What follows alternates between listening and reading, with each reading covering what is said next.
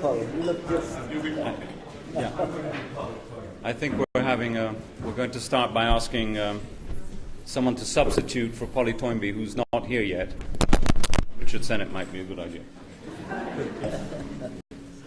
So, you again, for some of you here for the first time in the afternoon, my name is Ricky Burdett, Director of LSE Cities and Professor in the Department of Sociology, and it's my great pleasure to welcome you back to the continuing day in celebration of Richard Sennett's work and writings and his influence on very different aspects of the social and the built world. I've been very lucky to be a fellow traveller of Richard's for over a decade. In fact, we started the Cities program, now run by Fran Tonkis, here nearly 12 years ago, and we've been continuing our plotting exercises.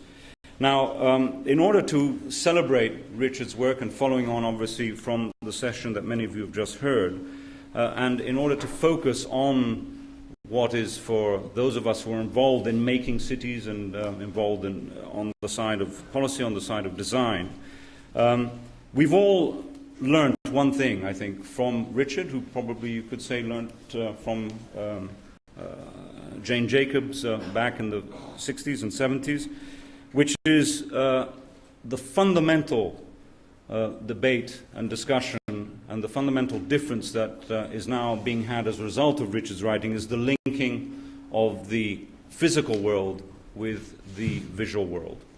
And probably this image behind me summarizes that. I'm going to come back to that in a moment.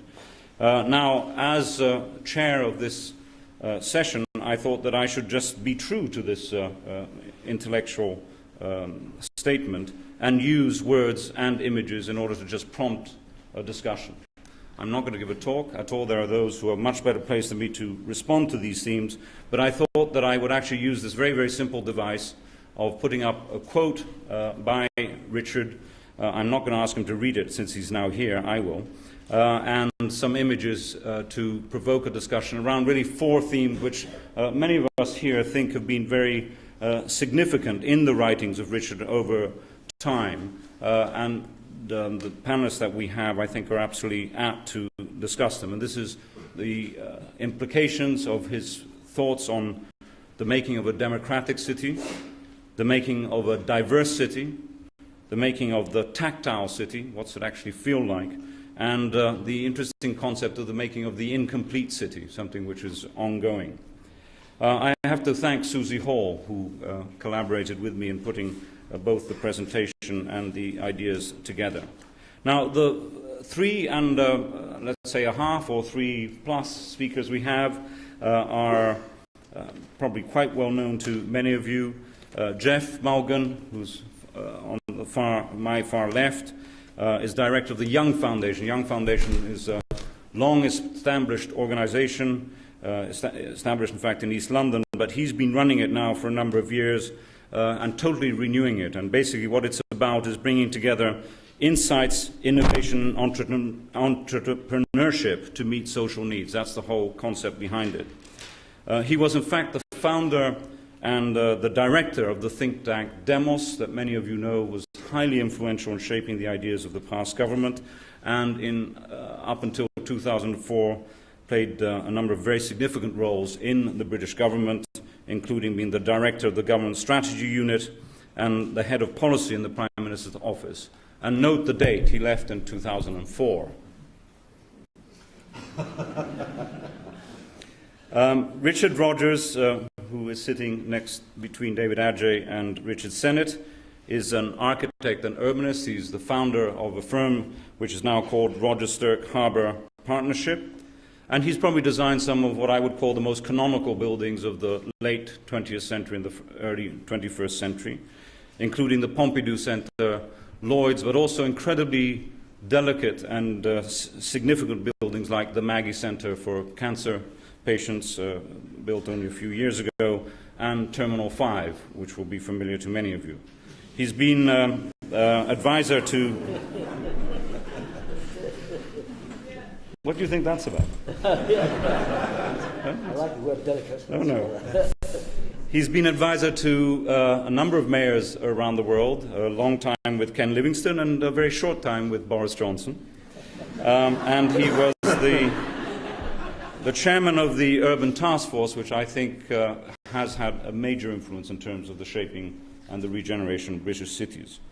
And David Adjaye, who is sitting three to my left, is a designer with a keen interest in the relationship between architecture and culture, very close friend and of all of us here. And what he's done in the last few years, actually designed a completely new type of building, which is known as the Idea Store. We'll come back to that. But also has been responsible for a number of buildings in East London, such as the Stephen Lawrence Centre and others. Last year, with others, a very important and exciting project which will be built at the heart of Washington, behind the White House, which is the National Museum of African American History and Culture. And he has a few mixed clients, from some artists to the Nobel Foundation in Oslo, where he built an important structure there, and Brad Pitt. So it's quite a mixture. Enormous interest in not just architecture and urban context as a designer, but also as a keen observer, and curated a beautiful exhibition on urban Africa. So what I'm going to do now is just start the discussion around these four themes. And I'm just going to read out a quote and then show literally one or two images after them, and ask a number of the panelists in turn to comment. And you can be anyone, really. I think you can be you can be Polly Toynbee or someone else.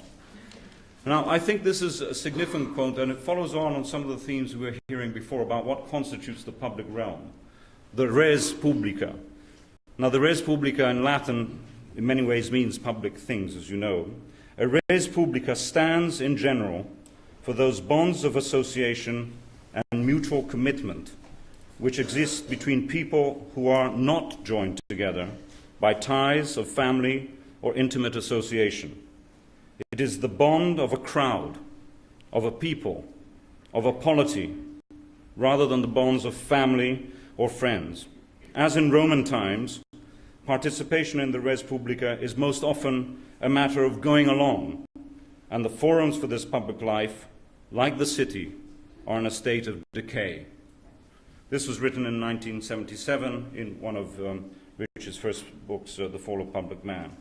And I thought perhaps, Geoff, I could turn to you to comment on this notion of the res publica, and how in your work and your thinking some of these issues are of significance. Are you going to show the images now? I am going to show. It was the one we had before. And I was then going to be naughty and show an image of what not to do. Right. Or what constitutes a world which perhaps, Geoff, even though you work there, is the anti-res publica. It's not a place which creates or in a way empowers that level of engagement we were talking about a moment ago in the quote. Well, let me return to the quote. I think it was George Bush who said the problem with the French was that they had no word for entrepreneur. The problem with these issues is it doesn't actually have many words for the things Richard is most interested in. Flaneur, bon viveur, res publica, and so on. And the book which this is from, The Fall of Public Man, I think it's worth saying is an extraordinary book, like so many of Richard's, because it is a work of literature as much as social science. It wanders down alleys and byways, talks about clothes and style and speech, but also has a very profound, quite simple message, which, again, like many of his books, is a story of decay, an elegy, a lament, comparing that era with the Roman Empire at the time of Augustus, when the old civic, public, republican ideals had been emptied of meaning. People still, in a sense, use some of the same rituals, but they had been hollowed out. And he's warning the same has happened to a modern industrial, post-industrial society. And he's also at the same time attacking the counterculture, the radicals, accusing them of really betraying public shared ideals and turning to a narcissism of the self, looking inward for truth rather than into anything shared. And it's a moment in a way then, sort of a few years after the 60s, when it's almost a very unfashionable stance to take, but perhaps one which looks more sane now. I think it's particularly interesting to talk about this, and I'll come on to the public spaces in a moment, because we're only a few weeks away from an extraordinary display in some ways of public man. 3 political leaders going through public debates for 4.5 hours in front of an audience, very kind of classical format almost. They couldn't, at least to a degree, resort to sound bites.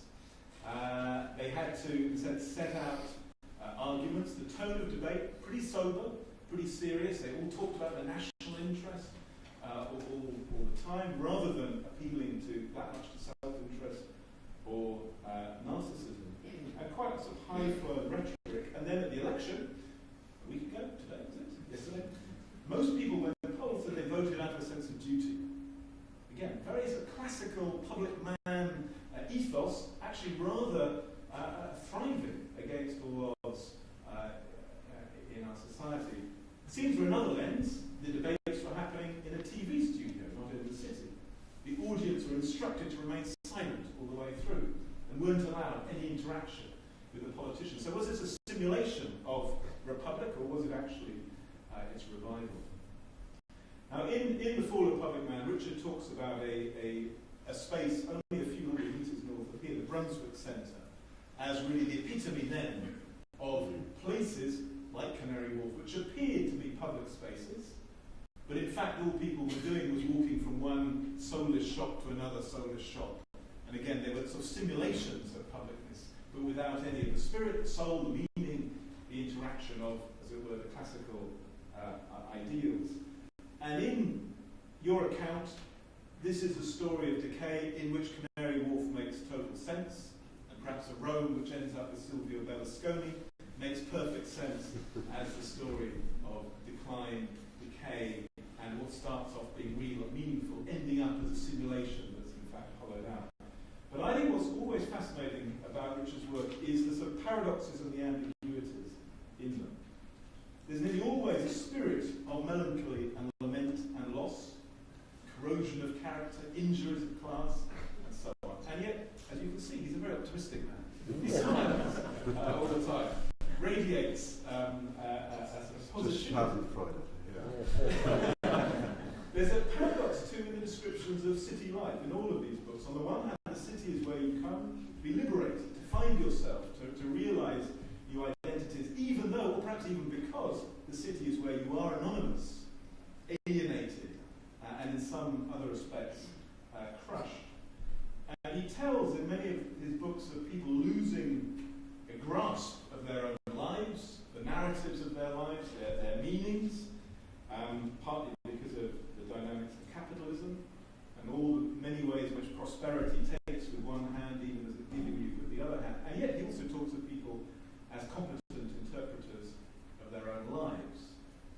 Now then what links those is very profound empathy, or an attempt to empathise with really the human condition, which makes them, as we were hearing before, a very good listener and good at following the details, as I said, wandering the violence.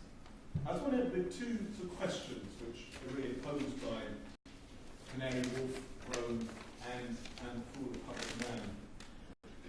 And the first is a question which really relates this bit of Richard's work to the more recent work of The Craftsman. And Bruno Latour sort of alluded to this before the break. Is The Fall of Public Man about the loss of the spaces of public deliberation, the physical spaces of the city, perhaps the public sphere, the media, parliaments and so on? Or is it also actually a decay of the